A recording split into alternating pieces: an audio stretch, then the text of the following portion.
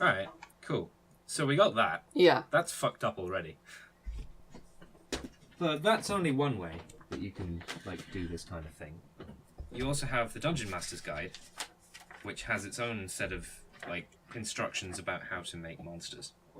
And it says, if you want a full monster stat block, use the following method to create your new monster. Now, I have seen people contest that this is maybe not the best way of doing that, but we'll follow along, at least, until we find something we disagree with. So, name. What name do we want? I don't know that the name is particularly important. I feel like it would probably just have the name of Professor Flimdywim or whatever. Yeah. I mean, I imagine that the big bad would probably call it My Ultimate Creation. Yes. Or something like that. But Yeah. I don't know that it necessarily needs a name.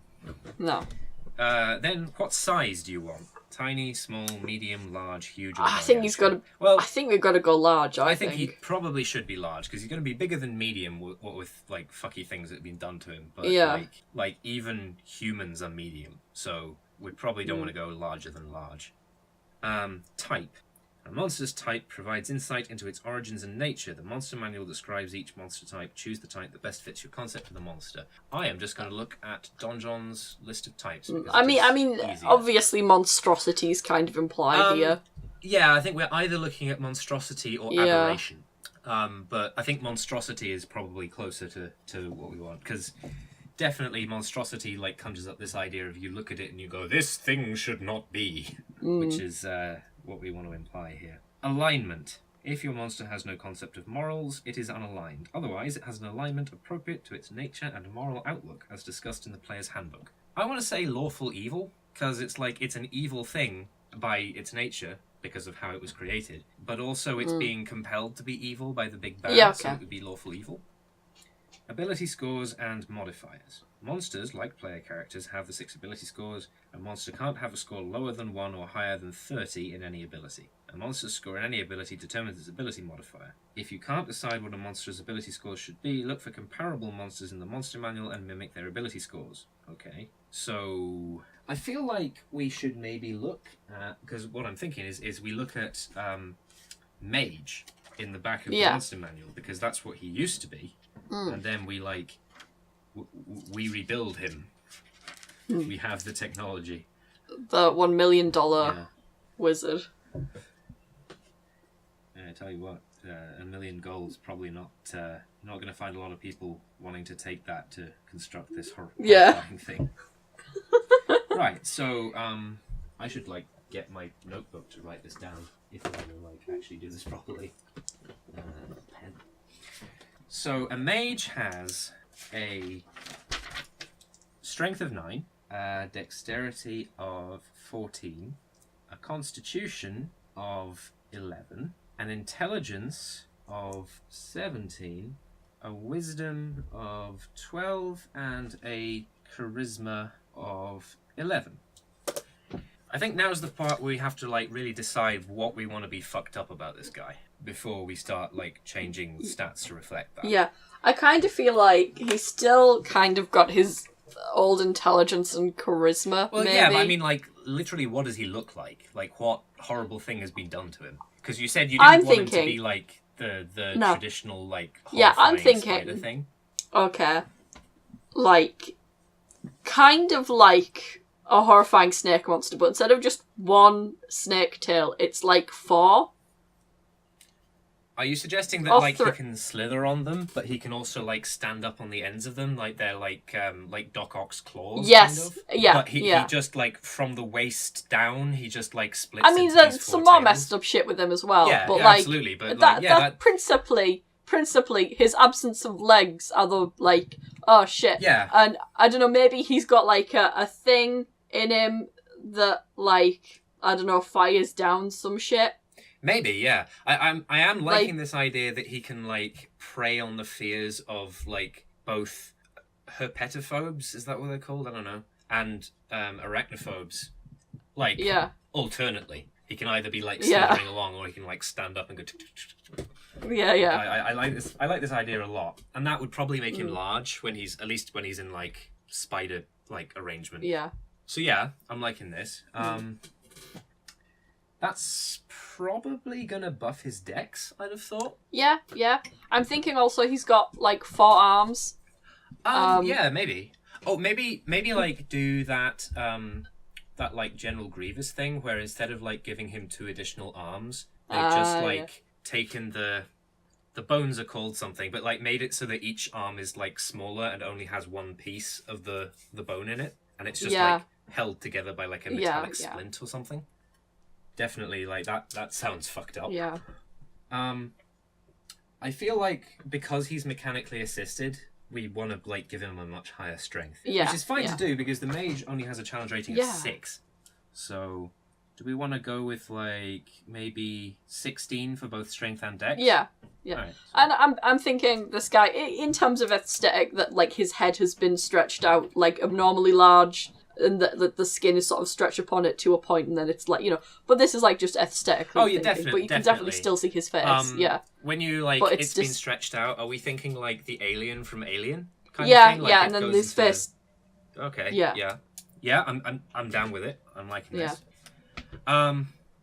Constitution, like a guy like this would probably be pretty sick. Yeah, he's not doing also, good. Like being partly biomechanical, like. I feel like we want to give him like a low constitution score, but then give him constitution saves. Yeah. Because it's like, he's pretty sick, but also being part machine, there's like some like poison and shit that you try and do to him that just doesn't work. So, constitution, I think we'll stick that down to a 7, but with a note for What if electricity heals him? Electricity magic heals him. I like it, yeah. But yeah. I'm trying to think, like, what's the damage type called? Because it's not called electricity, it's called something else. Yeah. Is it like shock? I don't know. Actually. It might be shocking damage. I probably just want to look it up.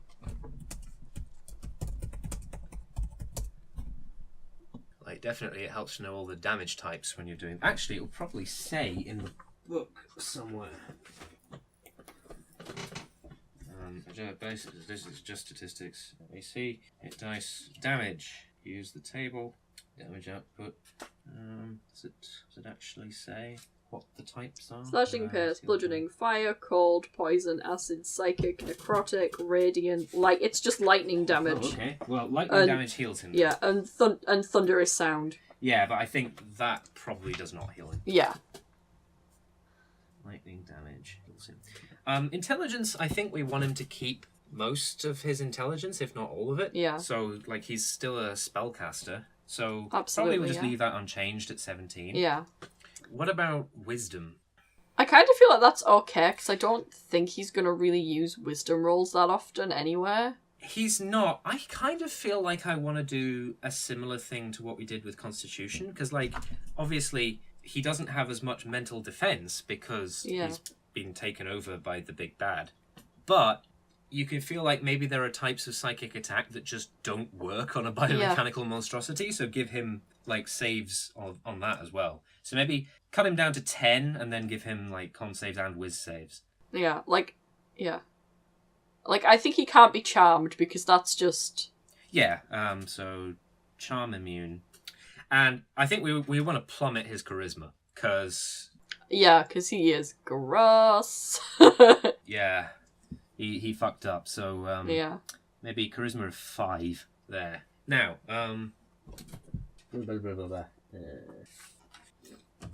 expected challenge rating. Creating a monster. Monster such ones. Where are you expecting me to read this? Choose a challenge rating for your monster. See step 1 under creating quick monster stats for more information. You will use the proficiency bonus in later steps, so jot it down now or remember it. Creating quick monster stats. Well, we want this guy. I think we said we wanted his lackeys to be 3. Do we want him to be 12? Yeah. Alright, so CR 12. What does that give us?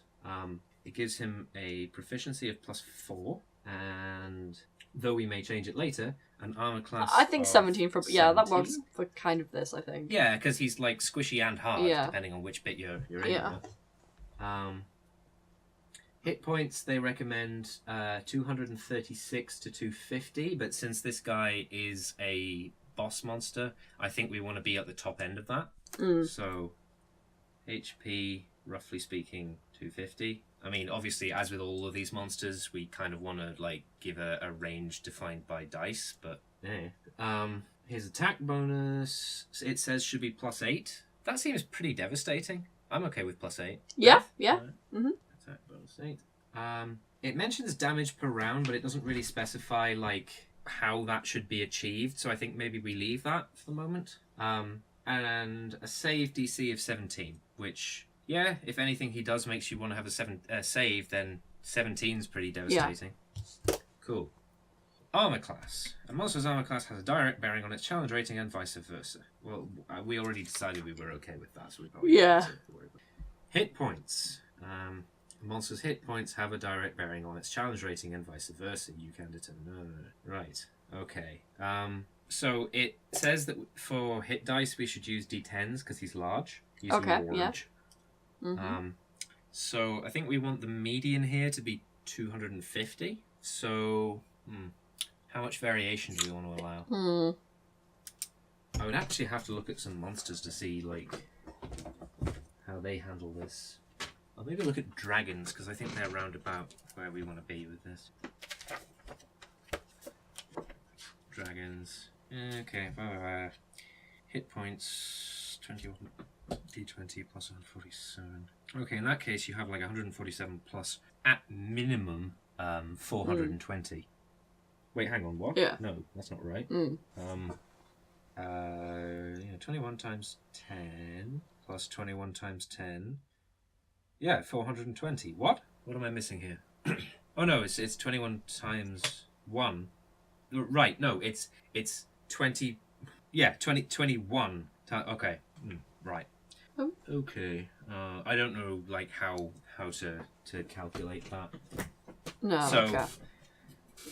I would say like if we want it to be around about 250, we maybe want to like have it be 10d10 plus 200 because then your minimum is 210 and your maximum is 300, which is around about where we want to be. So let's say like 10d10 plus 200. Yeah. All right. Now what was the next bit? Damage, vulnerabilities, resistances, and immunities. Yeah, with lightning damage heals him, which is a special ability. He's charm immune. Is there any other like damage we want to make him like immune or not immune to? I kind of want to say necrotic, but maybe not. I feel like he's not undead is the thing. Like I want to say necrotic as well, he's not. But I feel like we have to like be like this isn't an undead yet. His parts maybe give him resistance to necrotic. Yeah. Resistance to necrotics, It doesn't hurt him as much as it hurts like a fully organic being, but it still hurts him. Yeah. I feel like he should be... Is there, like... There isn't water damage in this game. That's stupid. Think frost damage is the closest to water. Yeah, I would say frost, because obviously super colding metal doesn't... Like, you know... Yeah, I would say he's susceptible to frost damage. Alright, so... vulnerable to frost. Cool. It would be interesting to see the effects of heat metal on this guy, though, which... But I feel his reaction to heat is the same as something normal. I don't think he's, like, immune to heat damage, and I don't think he's weak to heat damage, if that makes sense. I think, heat metal's a good way of getting rid of him, because he's partly metal. So, but, attack bonuses. Oh, wait, is that what we're supposed to be doing? Oh, maybe, actually. Okay. Well, I don't want to use the table for attack bonuses, because it says this is one of the ways you can do it. You can either use the table, which... The expected challenge rating gives you like a thing for attack bonuses. Oh no, it does give you attack bonuses. Okay, well, yeah, we have the attack bonus, which is +8. So yeah, we need some attacks for him now. Okay, I think the obvious one is like, well, he's got his spells, obviously. I think another obvious one is like I want to say bludgeon with one of his legs. I want to say piercing. I want like the idea where like because I'm thinking about these like the sort of thing where it's lots of little plates that make like a flexible thing, which means that you can make them rigid, and so if he's got like this pointy like tail leg, you can just like stab it into somebody. Okay, yeah. And maybe like we give him multi-attack and say that he can do 2 of those and cast a spell, or like do something else with his hands. In the same turn. So multi-attack, 2 leg attacks plus 1 action with human half. So whether that be wielding a weapon or casting a spell or whatever. You know, as well, what I want to give him? I want to give him the ability to open up his mouth unnaturally wide and to let out a piercing sound, and like a banshee, and cause some sort of sound damage. Are you thinking and of like shockwave. that bit from The Mummy, with like the priest or whatever, like the lackey mummy, where like they scream at it and then it just like screams unnaturally largely at them? So hang on. Leg attack plus 8. Piercing. What damage die should that be using? I would say one. I don't know whether that's 1d10 maybe. Oh, okay. So if we're not going to use the table, which I don't particularly want to because it's really confusing, we should try and base like the damage on like a weapon. So what's an equivalent weapon to like stabbing something with your flexible leg? A lance, I suppose. Probably, yeah. Or a javelin, perhaps? No, not a javelin, because you throw those. Yeah, a lance. Yeah, a lance or a spear, something like that. Tools. Here we go. Weapons. Glaive. Pike, maybe? I'm trying to think, like, lance. Oh, lance is 1d12 piercing. Yeah, okay, yeah, sure. Yeah, 1d12, sure. yeah. It's a lance, so we... It's 1d12. It's plus 8 to hit, and then 1d12 plus, and I think this would be based on his strength and his proficiency. Yeah. So his proficiency is 4. His strength bonus, his strength being 16, is plus 3. So that's ultimately plus 7. I think that's just a physical attack. Like it doesn't do anything. Yeah. Like it doesn't poison people or anything like that. Yeah.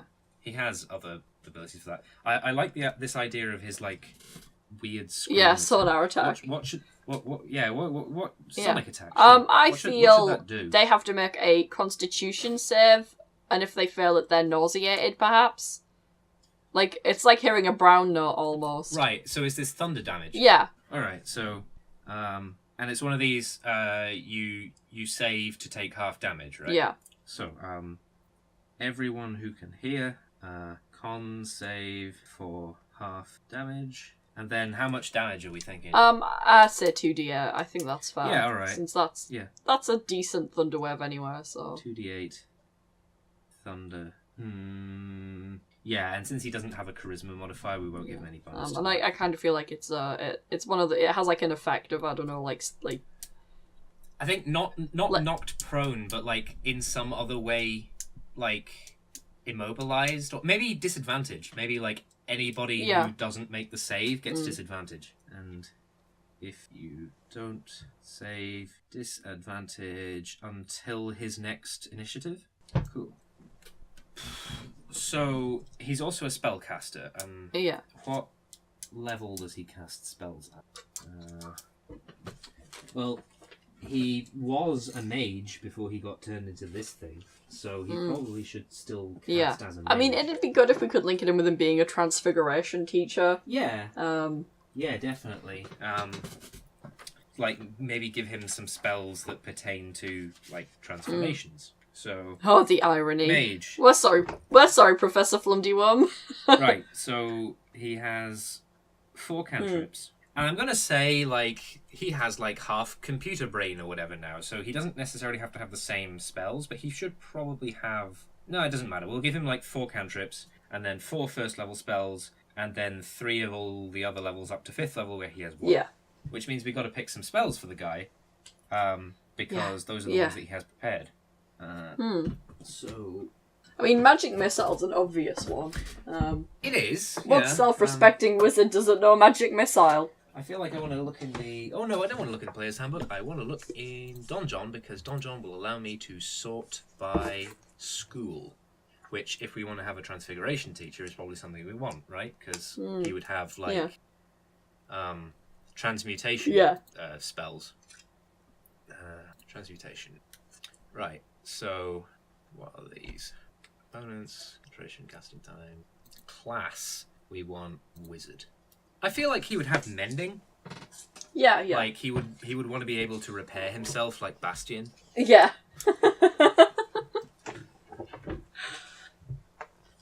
Bastion, who is now stronger than God. Yes. I love that person who was like, what god would allow this? And then the next person in the post was like, Bastion is now stronger than God. What does he care for the whims of such a being? So, cantrips, mending. And we need 3 more.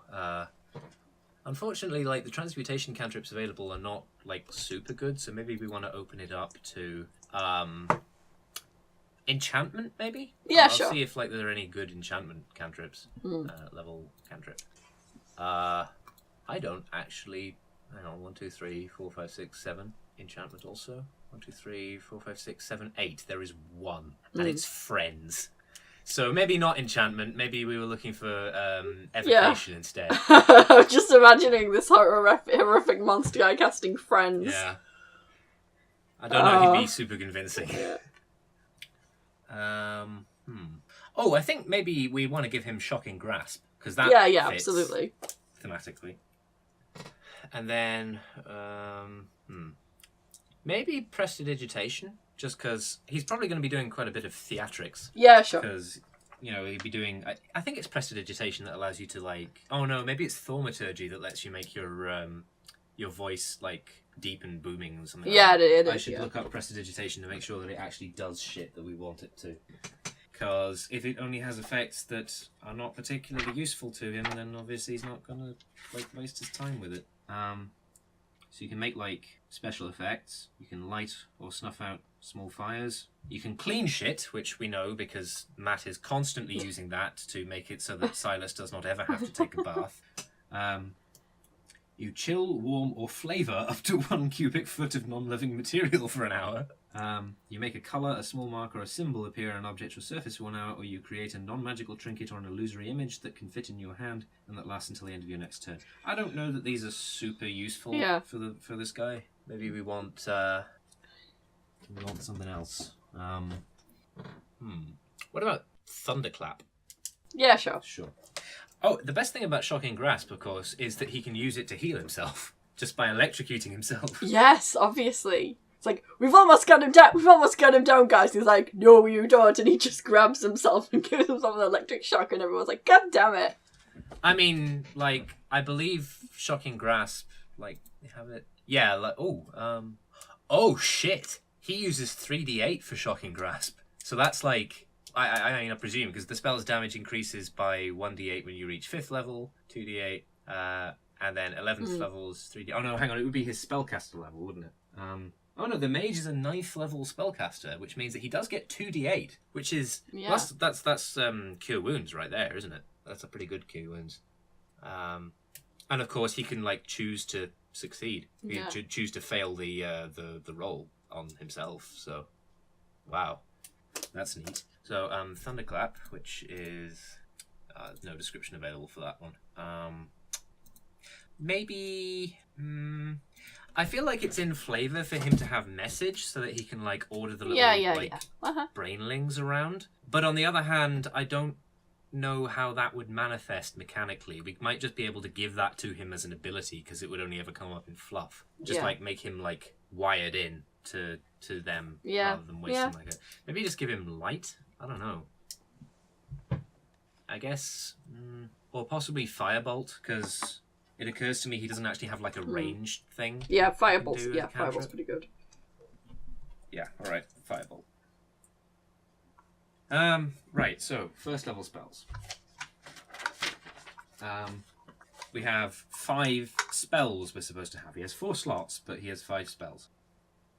So I guess I should like search for, rather than cantrips, evocation and transmutation first level spells. What the fuck is catapult?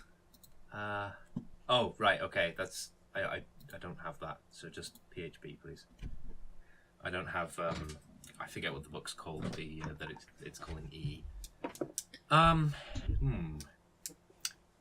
Like, I feel like we could give him Witch Bolt. Yeah, sure. Because Witch Bolt, like, always struck me as a particularly cruel spell, which is why I made, Mason take it. because it's like it's about sustaining like torture of the enemy. So give him Witch Bolt.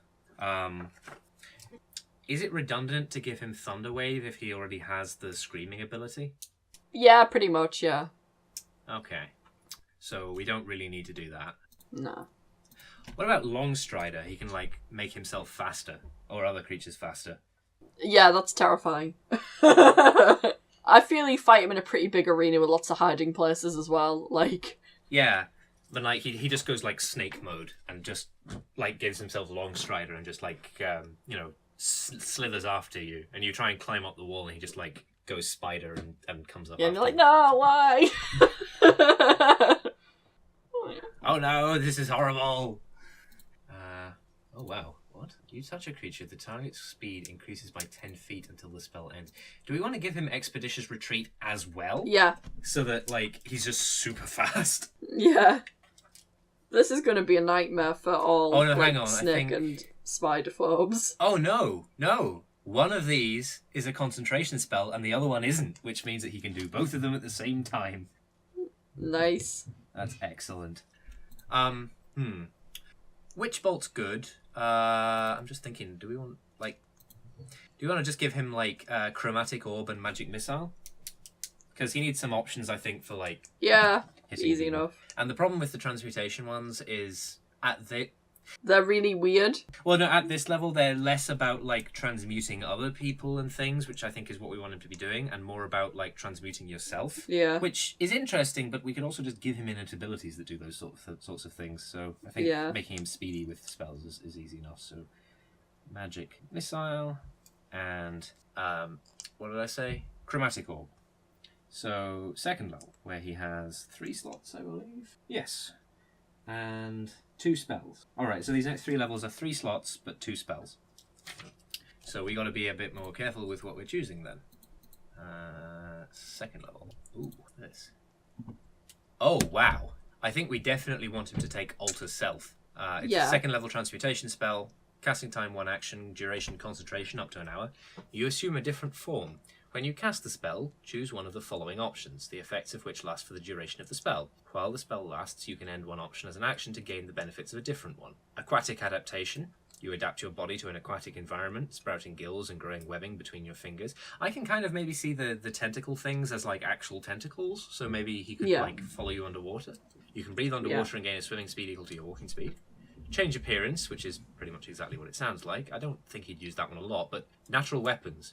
You grow claws, fangs, spines, horns, or a different natural weapon of your choice. Your unarmed strikes deal 1d6 bludgeoning, piercing, or slashing damage as appropriate to the natural weapon you chose, and you're proficient with your unarmed strikes. Finally, the natural weapon is magic, and you have a +1 bonus to the attack and damage rolls you make using it. Yeah, I think he definitely. And obviously, whenever he does these changes, he does it in the most horrendous. Oh yeah, absolutely. Like the natural weapons just come like bursting out of what little flesh he has remaining, or something like that, or just like rip it.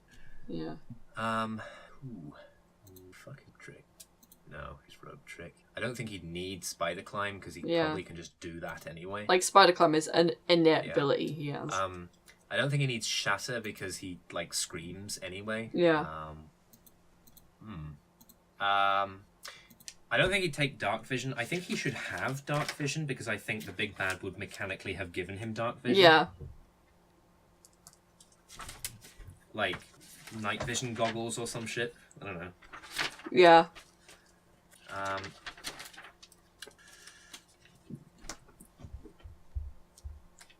I'd make him take magic weapon, except I don't think he carries weapons. He would just have his like stabby claws. Yeah. I think Melf's acid arrow, maybe. Maybe. I think that kind of works as a balance because it gives him an evocation one and a transmutation one. Yeah. And acid seems like getting splashed with acid is pretty horrifying as like a horrible thing you could expect by a mechanical menace to do. Yeah. Right, so Melf's acid arrow, 3rd level, 3 slots. Right, so 3rd level. Oh shit! What are we gonna think of now? How does? Oh, okay. Maybe Donjon just doesn't want to show me that. I see. Well, I will just go and look it up in the PHP then. Fuck you, Donjon. Yeah, fuck you, Donjon. Page 255. Lightning. So no lightning. Lightning bolt. What was that? A stroke of lightning forming a line 100 feet long and 5 feet wide blasts out from you in a direction you choose. Each creature in the line must make a dexterity saving throw. A creature takes 8d6 lightning damage on a failed save, or half as much damage on a successful one. Oh yeah, the Purple Avenger had this, remember? Right. I feel like that's a spell he'd have. Yeah. He can't really heal himself with it because there's no way for him to get in the way of the beam. But it still like makes sense that he would have like electrical attacks. Yeah. So lightning bolt, and if that's an evocation spell, which it is, we should probably choose a transmutation one for the other one. Yeah. Is this the last one? He only gets like 2 spells of each level up to 5th, and then at 5th level he gets 1 spell. So right. Okay. There's fly and gaseous form, but I don't know that we really need him to have more movement options. Is the problem? I know, yeah, gaseous form would be, like, fucking amazing, No, but yeah, I don't fucks think... up, like, all the work we've done making him this horrible, like, terrifying machine person if he just turns into gas sometimes. Yeah. And, I mean, we don't even know if in somebody's world that would work, or whether he'd, like, all his robot parts would fall off, or something. Yeah. There's haste. Blink. Yeah, Blink's again, teleportation, I don't think we need isn't it? him to teleport is the thing. Like, it's terrifying enough that he can... water breathing, I don't think we need, because Alter Self will already give him water breathing, and he doesn't need to give it to anyone else. Oh, what about slow? Yeah. Oh, wow. Yeah, he could slow other creatures down. Alright. Yeah, that's... Yeah. Slow. Yeah. Nice, because he can just, like... halve their speed and give them a -2 penalty to AC and dexterity saving throws, and they can't use reactions, which is going to be pretty good for, like, you know, those fighters and paladins who can do that thing where they, like, protect somebody as a reaction. Like, if he goes to, like, stab somebody with his legs, they can't do that, right? Yeah. 4th level, again, 3 slots, 2 spells. So, a smaller number of spells to choose from here.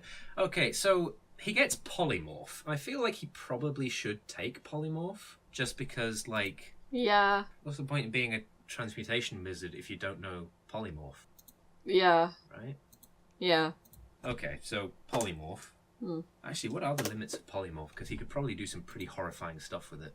Oh, well, fuck you too then, Donjon. I'll look it up. 266. Fuck you, Donjon, again. This spell transforms a creature that you can see within range into a new form. An unwilling creature must make a wisdom saving throw to avoid the effect. A shape changer automatically succeeds. The transformation lasts for the duration or until the target drops to 0 hit points and dies. The new form can be any beast whose challenge rating is equal to or less than the target's. The target's game statistics, including mental ability scores, are replaced by the statistics of the chosen beast. It retains its alignment and personality. Yeah, I mean, like, probably just that was a spell he had before. Yeah. What else should he have? What about Resilient Sphere as the other one? Do you have your PHP? Page 264. Yeah. A sphere of shimmering force encloses a creature or object of large size or smaller within range. An unwilling creature must make a dexterity saving throw. On a failed save, the creature is enclosed for the duration. Nothing, not physical objects, energy, or other spell effects, can pass through the barrier, in or out, though a creature in the sphere can breathe there. The sphere is immune to all damage, and a creature or object inside can't be damaged by attacks or effects originating from outside, nor can a creature inside the sphere damage anything outside it. The sphere is weightless and just large enough to contain the creature or object inside. An enclosed creature can use its action to push against the sphere's walls and thus roll the sphere at up to half the creature's speed. Similarly, the globe can be picked up and moved by other creatures. A disintegrate spell targeting the globe destroys it without harming anything inside it. That might be kind of cool. Yeah. If he like encloses people in spheres. It's got that kind of I think it works well with the theme. Like, I want to say it has an alien type theme, but I don't think it really does. Yeah. But I know there was like imagery of like people being enclosed inside like bubbles.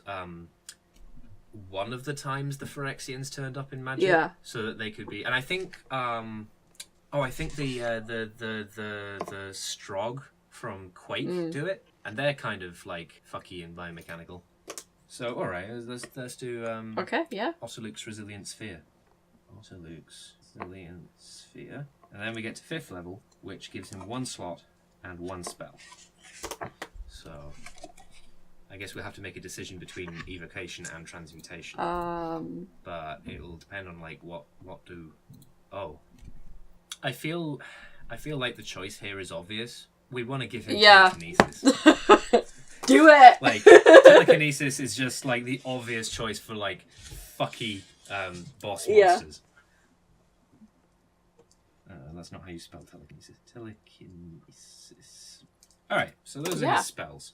Now, given that this guy is a boss monster, there is something else that I want to do, because I feel that if he's like this level 12 boss, he's not the big bad, but he is in his lair, which is probably like a lab or something. Yeah. Like a cave lab where a mad scientist would be. Yeah. He's gonna have legendary actions. Now, legendary actions are bullshit. They're designed to be bullshit. Legendary actions are, for those of you who have never played a character high enough level to encounter a creature that has them, abilities that a creature has that allow them to act, often with devastating effect, outside of the turn order. Yeah. I feel like, for an example, I should probably find a creature that has them. I know mummy lords have them. Yeah. So if I can find those, or vampires, I guess, have them. I'm trying to think, like, does anything else have them? Liches have them, I think. Yeah. So, like, all the top-level undead have them, definitely. And I think there are... Right, so legendary actions.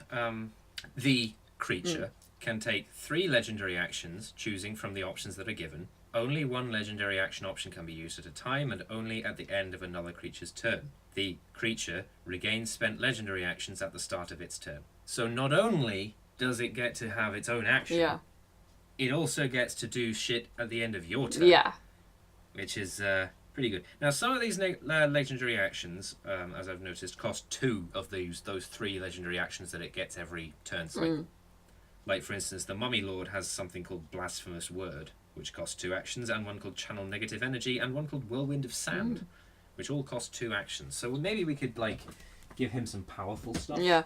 And, I mean, I definitely think one of them should be to summon more of his little spider minions. Yeah, I think that's probably.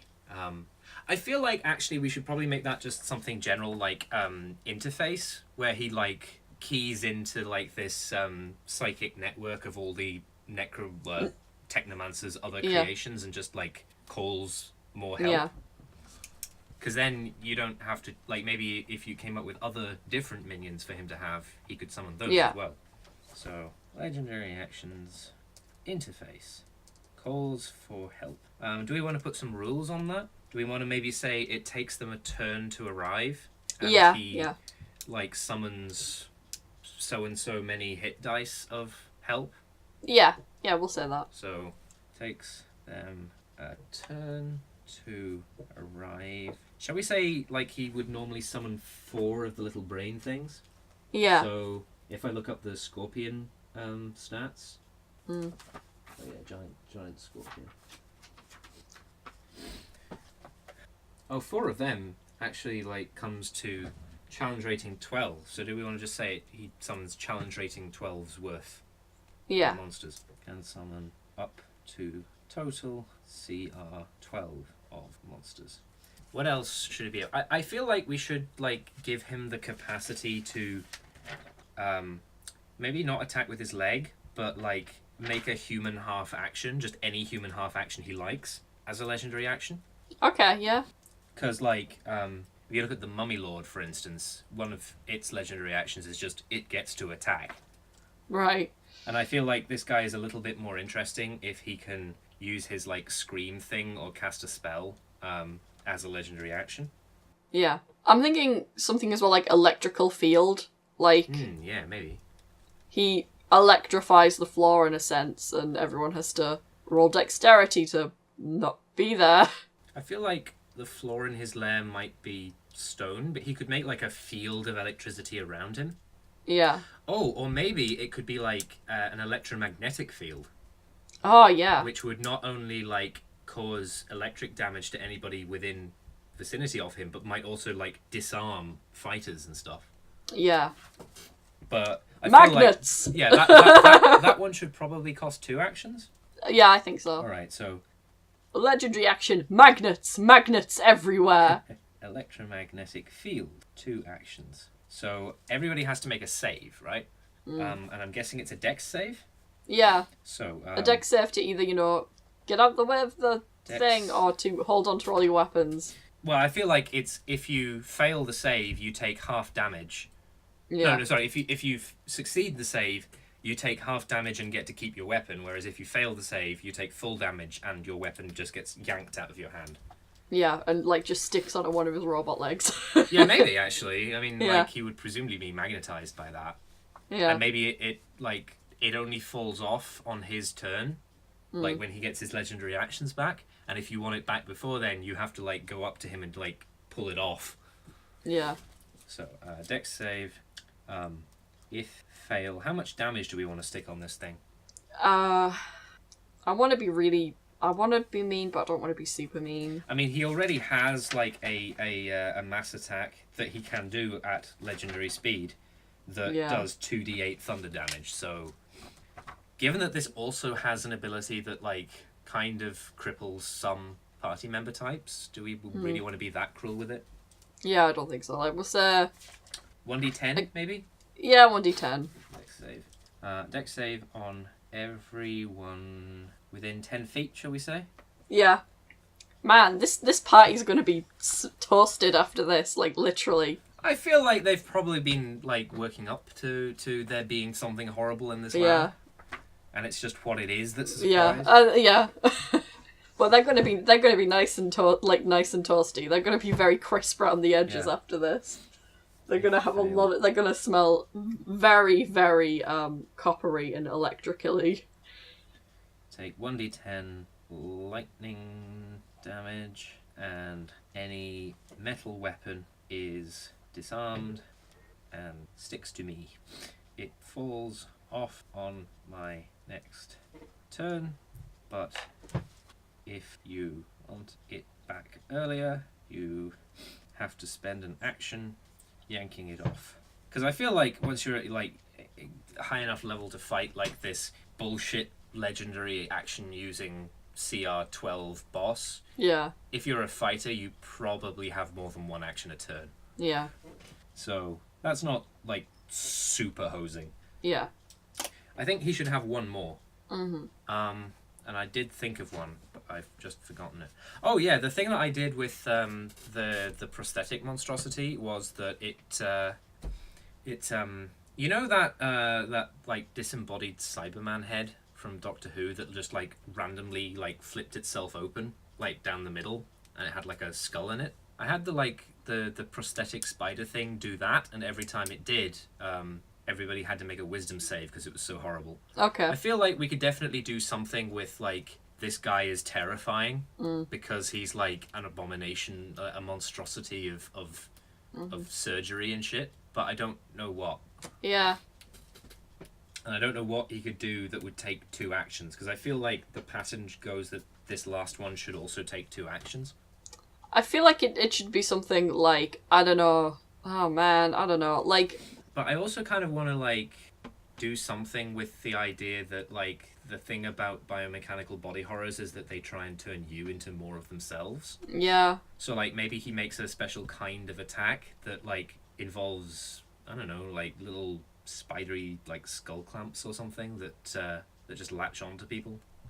I don't know. I think the problem with that thing in fiction is that that's not really how surgery to render something biomechanical works, but because it's creepy, TV show writers and comic book writers desperately want it to work that way. Yeah. That it spreads like a disease or something. Yeah, no, never mind. I'm thinking about something later. Do we maybe just want to leave the legendary actions there then? Because I have an idea that we could give him lair actions. Okay. Yeah. So, at the end of Knights of the Old Republic, you meet Darth Malak. Yeah. And he has a bunch of Jedi in Bacta canisters around his lair. And throughout the fight, he will sometimes go up to them and start draining the life out of them. And I feel like you could maybe do that with this guy, just have a bunch of other trapped people just in jars, and he like drains them of life to heal himself. Yeah. Something. Yeah. He definitely has a lot of ways of healing himself, but I feel like that's a punishment for fighting him in his lair, because obviously if there aren't any like people in jars around, he can't do it. Yeah. So, lair action.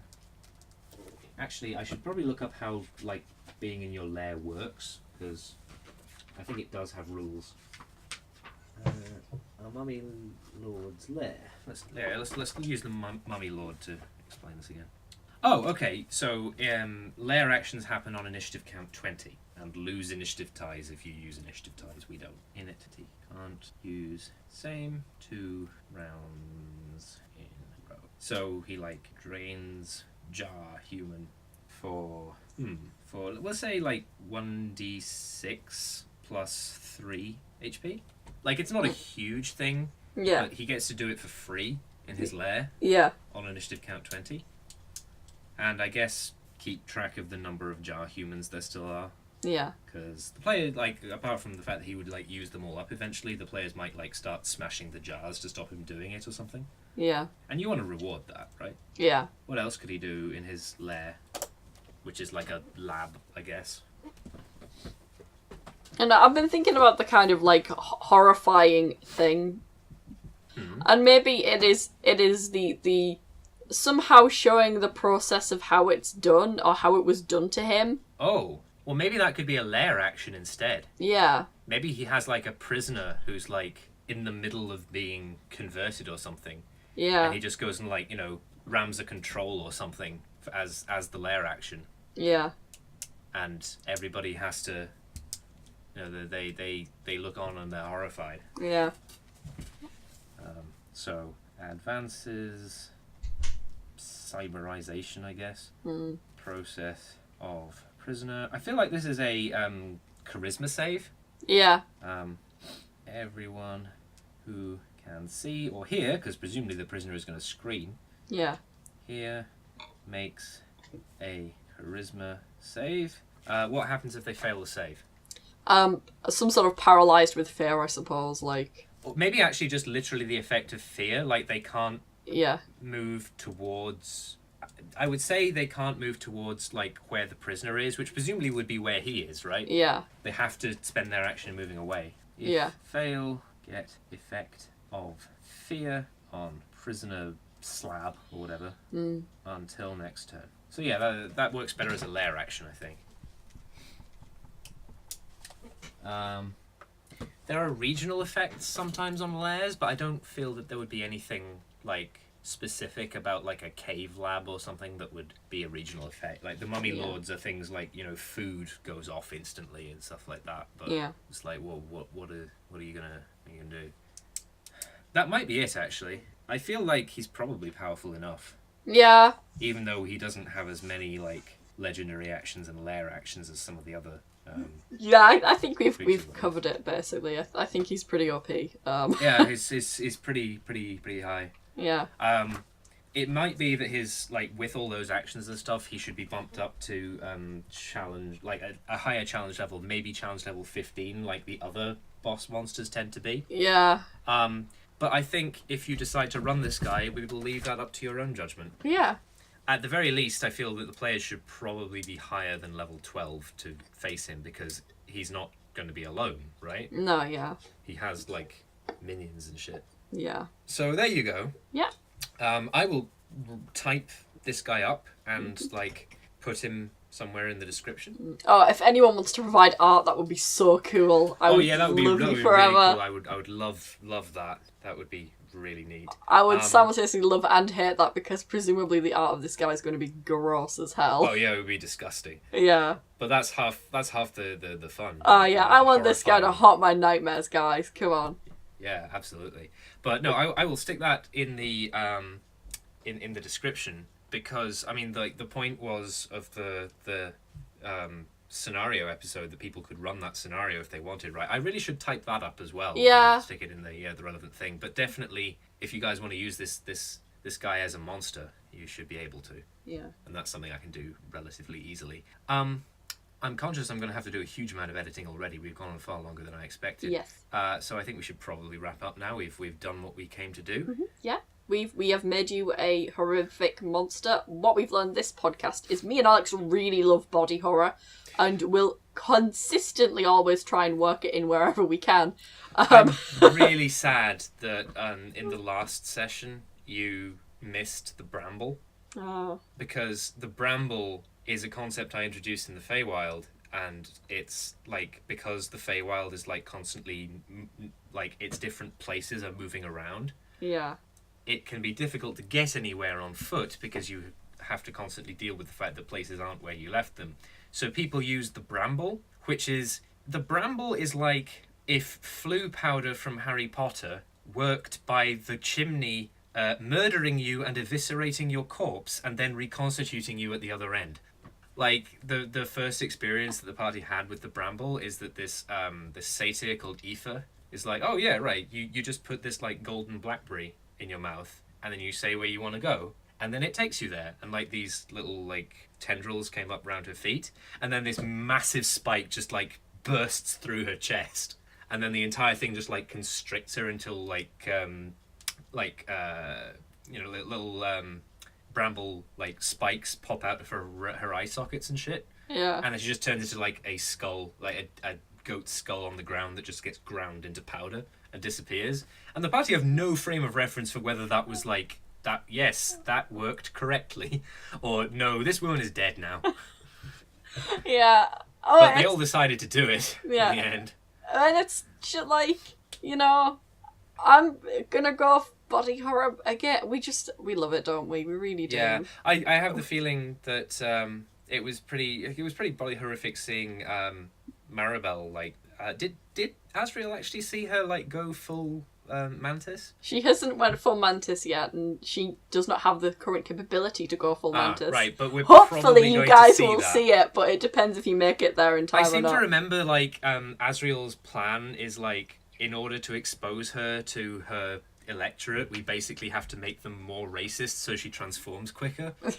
Because then they'll figure out that they were tricked earlier and then they won't get murdered. Yeah. So it's probably going to happen. Yeah.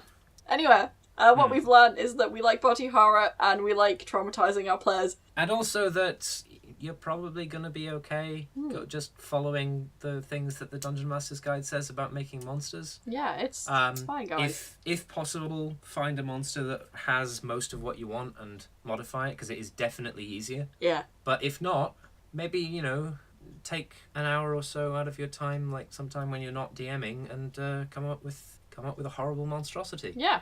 Be creative, guys. Be creative, be cool, and yeah. Obviously, if you have... I feel like actually, if you want to send us monster ideas that you've made, that's cool. You probably don't want to do it in the YouTube comments, because the thing about YouTube comments is I don't know that stat blocks would work very well paste into those. Yeah. But of course, you don't want to... I was going to say, you know, post links to it. You can't really do that because YouTube comments don't like you posting links to things because they think you're spamming. So I think instead... probably what's a good idea is if you like send it to our Twitters work, but our Tumblrs are probably better. Yeah, and to be honest, I've had a lot of really shitty notes from people recently on Tumblr. So if you want to send something nice to me, I'd appreciate it. Well, maybe either send it to us or tag us in it. I know that I track my personal tag. Yeah, I definitely check it every now and then as well. So. Right. So our names on both of those sites are Cleaver Crummish, which I will spell in the description for me, and Baroness Bamf for Beth. Yeah. That is also where you can find me on Twitch. You can find Beth at Baroness Bamf on Twitch also, but she hasn't been streaming for a while now. I've had computer troubles, what can I say? Yes, it's not really a viable thing, but you can watch me, and the plan currently... see, now I feel bad, because like at the end of last episode I talked about Night in the Woods. We actually finished Night in the Woods, and if you go to my YouTube channel, which is also Cleaver Crummish, you can watch the replays of that, which I encourage you to do if you're not going to play the game yourself, because Night in the Woods was so good. It was so amazingly good. And but the current plan for Thursdays, I want to say... yeah, Thursdays is I'm going to be playing Deus Ex, like the original Deus Ex. Sundays, I don't know. I wasn't actually expecting to finish Night in the Woods so quickly, so something will have to come up for that. I think Thursdays is Deus Ex. Eventually, my plan, when I get Twitch back and upcoming, is to do what I'm calling Silent Night, which is where... Oh yeah, this is the thing you talked about, where you play the Telltale Batman game, but you pick not saying anything for every option. Which I don't know why... Good. Like, I think that would be a really funny... Like, it is always funny whenever you play a Telltale game and just refuse to talk to anyone. Like, it does give you some pretty funny moments, so I'm hoping there'll be some in the Batman Telltale game, which is all out now. But I could only play the first couple of episodes because, again, computer problems. But there you go. I really don't know what I'm going to be playing on Sunday, but you can tune in and find out. That's the great thing. So, yeah, we love any and all kind of attention or engagement that you can give us, provided it's not like negative anonymous asks with racist slurs in them or something. Yeah, positivity. I feel like we well, I mean, obviously, like, don't send us random negativity, but I feel like we can take criticism about the podcast. Yeah, I especially like to get criticism about the podcast because I can sometimes, if you have a constructive criticism, actually do something about it. Yeah. In Beth's case, unless it's something she's actually, like, doing while we're recording the podcast, not so much because she doesn't really edit these. Yeah. But yeah, it's fine if you want to be constructive about perhaps how we construct the episodes, but like it's just like if you go, Beth has a really annoying voice, I can't do anything about that, guys. This is my voice and this is who I am.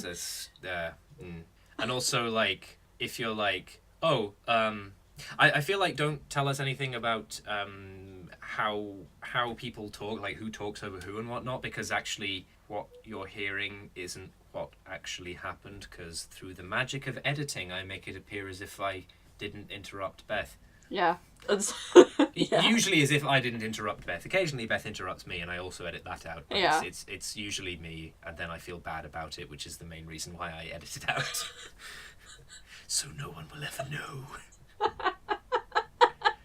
Anyway, I feel like that's us done for tonight. We're done. Yeah, we've been talking for 3 hours now. That is more than enough recording time. The plan is to have another episode next week, because you're off next week as well, aren't you, Beth? Yes, yeah. I have no idea what we're going to do that. I'm not pretty much out of I'd like it to be a science fiction episode, but I just don't think we're going to get there. I feel like if we were going to do sci-fi tropes, we got to do some like homework. We got to like get some notes together. Yeah. I mean, definitely even talk about the different types of... You want to talk about Mass Effect Andromeda, I get it. I know, but yeah. But it's like, even if I somehow acquired Mass Effect Andromeda between now and then, which is unlikely, I probably wouldn't have played enough of it that you could talk about it in a non-spoilerific way. Yeah. I haven't really played enough about it that I can even talk about it in a remotely spoilery way. I think I think everything about Mass Effect Andromeda I've played so far, which this isn't going to be the same in a week when I probably will have finished the game, but like it's one of these things that's like I'm barely into this game at the minute. I've just done the first settlement mission. I haven't found like, you know, really anything. I've only just met all the characters and stuff like that. Haven't even met Jal yet. So that said, I'm not entirely sure when, because I can't conceptualize time, apparently. But Beth either played through or watched through Night in the Woods. I have... What I actually did was I watched a bit of it, and that just sort of talked about the ending and the themes in it, rather than... Oh. So I know how the game ends, but I haven't watched a full playthrough yet, because I was waiting until... My point is, I really want to talk about Night in the Woods, and if you can come into my inbox and, like, give me a relevant topic that will allow me to basically talk about Night in the Woods for an hour, you would get, like, starring credit, because that would be amazing. Yeah. It's stuff like, again, like, themes and meaning in narrative is... Oh, yeah, absolutely. It's full of that stuff, but that's definitely an episode, but it's like, we'll be talking about media properties for the most part, and then how do you work this into a game? You know, it's like... Yeah, and I'm like, I just actually want to talk about Night in the Woods and how good it was for an hour. And occasionally relate that very tangentially to the topic we've chosen. Yeah, I get you. If somebody out there can figure out what the perfect topic to talk about that would allow me to do that is, I would be so eternally grateful. I mean, I suppose technically what I could do, I don't even need to do this, is the thing, because I'm thinking, what I technically could do is make a video for my own channel where I talk about that. I don't need to, because I already did. There were 4 of them, and it was me streaming the game. Four Like, I talk- 4 videos is not enough, damn it. Like, I talk at the time about what's so really cool about the bits of the game that I saw. Every moment that I experienced the game was, in fact, live on stream. So I just want to talk about He it. just really loves Night in the Woods. I really do. I think it's because, like, I've been following its development, like, for nigh on 2.5 years. Yeah. And I was so worried that they would, like, put all of this effort and time into it and it would be shit. Yeah. And it wasn't. And I got so excited. It is always good when things you want to be good turn out to be good. Yeah.